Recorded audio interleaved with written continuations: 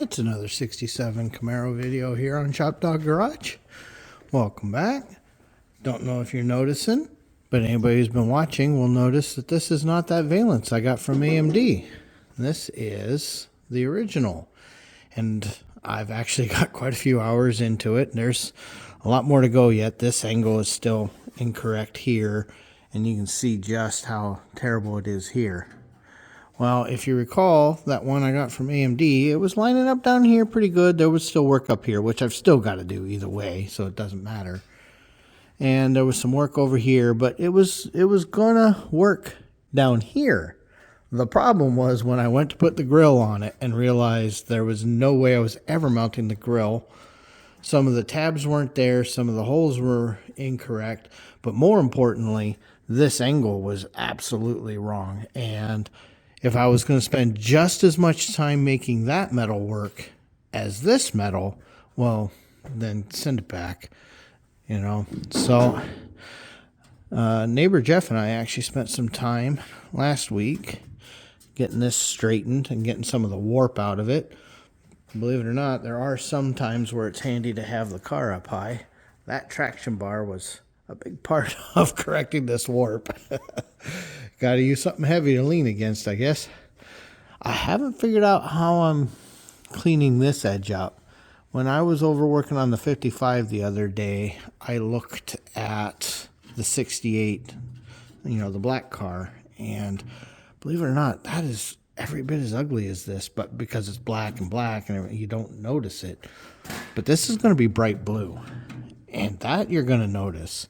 So I've got more work to do here. I've just got to figure out how to shape that a little nicer. You know, I don't know that, well, with the way they're stamped, I'm going to have to make something, I think, for getting in there. Like, see, well, you can see that was a part of the plane where it was bent before.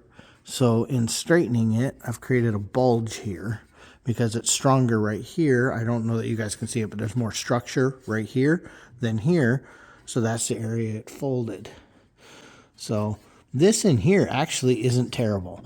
And I do have a new grill coming. You know, I accepted it and just moved on. This area here obviously needs a little bit of work. But you're going to see this is suddenly not that bad. This is not terrible. I think I've just got to peel this forward a little bit, which I don't think is going to be the end of the world. This lines up very nice. I'm very happy with that. So we were still going to be doing that slice one way or the other. We'll get there. Yeah, in fact, the part that got bent forward, that's almost, you know, I should probably try to look at maybe just bringing this forward to go along with the part I bent out of my way. It's closer. And then over here, obviously there'll be a little bit of build up here. Might even remove material there. You can see there's a little bit of pinch here, but we knew before that there was an issue here. So we've already knew that.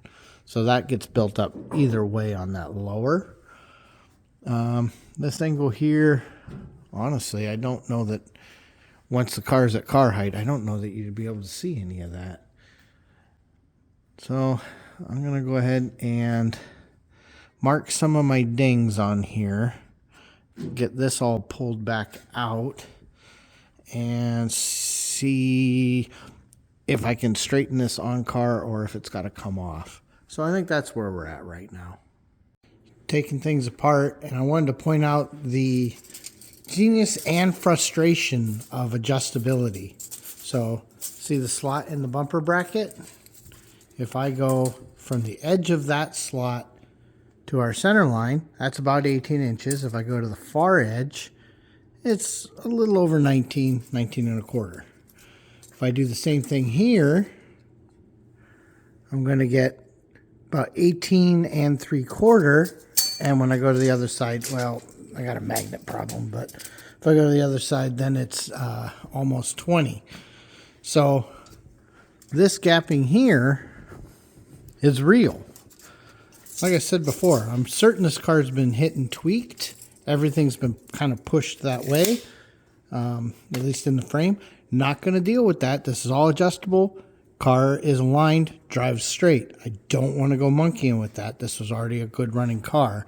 However, I'm probably going to make sure that there's sufficient clearance here just to make sure that we're not chipping paint when the car flexes or moves.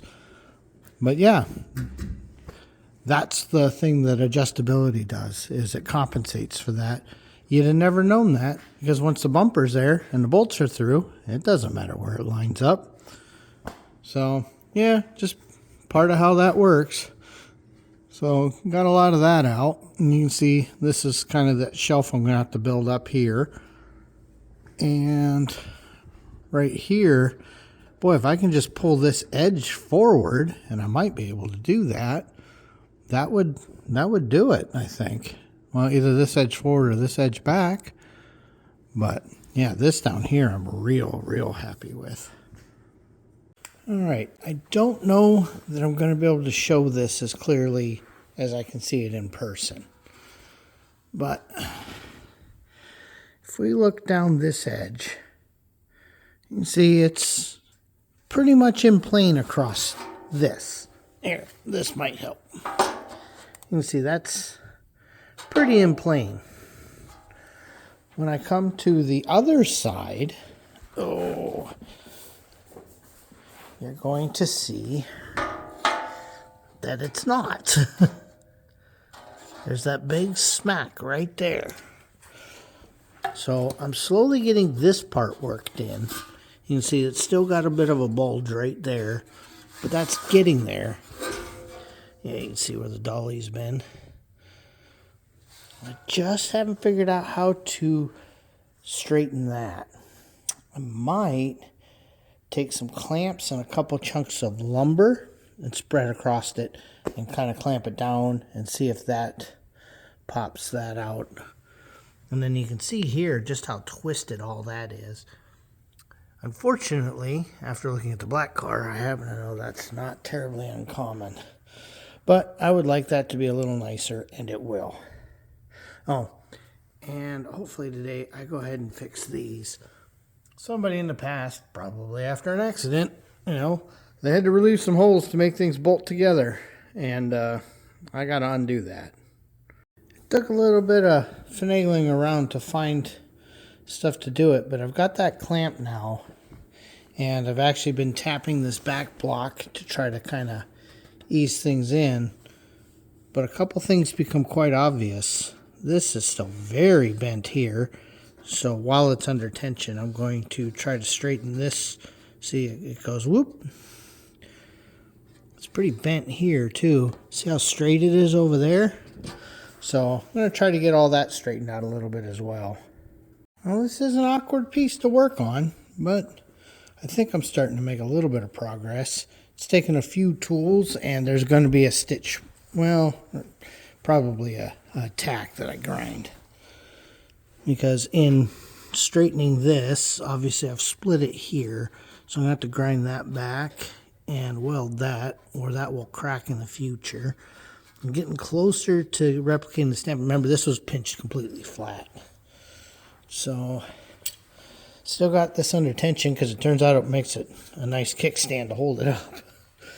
And I've been pinching up in here, believe it or not, using just my welding clamp. It's, going across, and then I'll put it under tension and tap next to it a little bit, in the hopes that it relieves some stress. So we're trying to get that as straight as we can. In a little while, though, I think I'm going to move this up to the stand over there and do a little bit of welding, because I've got to drill and weld that once I'm happy with the shape. Gonna have to weld here, and then obviously I was still gonna weld some material in there. I'll do like I did on the header with just welding some washers in and grinding them, because in their location I just want metal for the bolt to hold. So bunch of work to do here yet, but we'll get there. Oh, and one of these, yeah, this one, the spot weld isn't really good, so I'll clamp that down and drill it and rosette it in, because everything screws to that, a little plastic retainer. I'd like it to not be broken. So we'll keep moving. But yeah, this is This is teaching me some skills.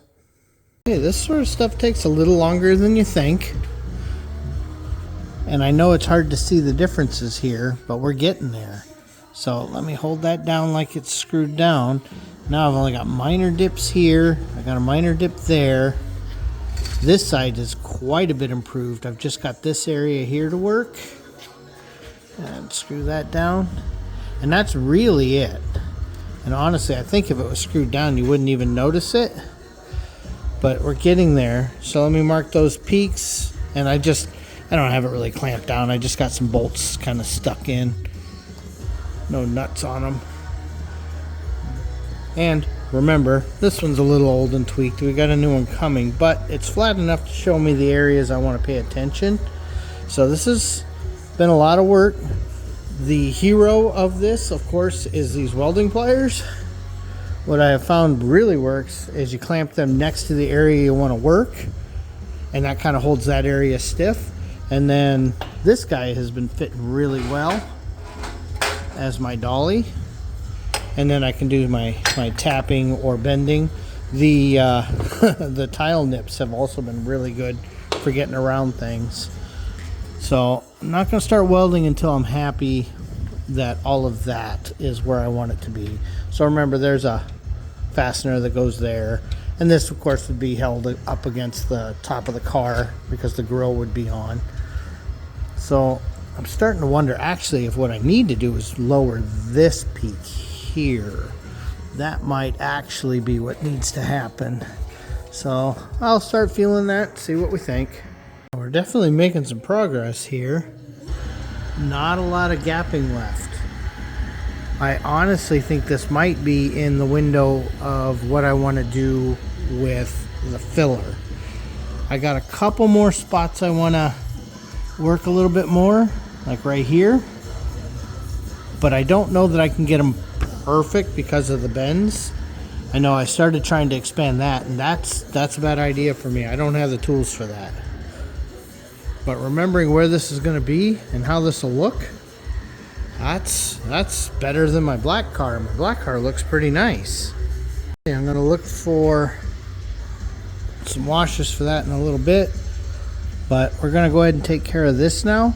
So the first thing I did was drill a very tiny hole here, because one thing that you're going to find with something that's got a crack running in it is you need to relieve that stress. So that stopped the stress of that crack right there. And now when I weld that up, we'll grind that out and you'll never know it happened. But otherwise, the potential was still there for it to keep cracking. I did go ahead and drill out that spot weld, so we'll get that down real nice. I'm not overly worried about this piece at this point. Also, remember, the grill will be pushing down. I literally have one spot left I don't like, and that's right here, where you can see it's been smacked pretty hard. So I've done what I can. I think the rest of that's going to be playing filler games and doing sanding, which we all know how much we love that. Okay, here's how this weld came out. So you can see I welded on this side. Oh, that's still hot. And I also welded the other side. Let me get that flipped. Now I haven't ground down my spot weld yet, but I will. Let's get this flipped. So you can see I did some initial grinding here. I wasn't getting too worried, but I actually welded that on both sides since it was accessible, and it's an area where I think this could still get hit by rocks and stuff, so let's make it strong.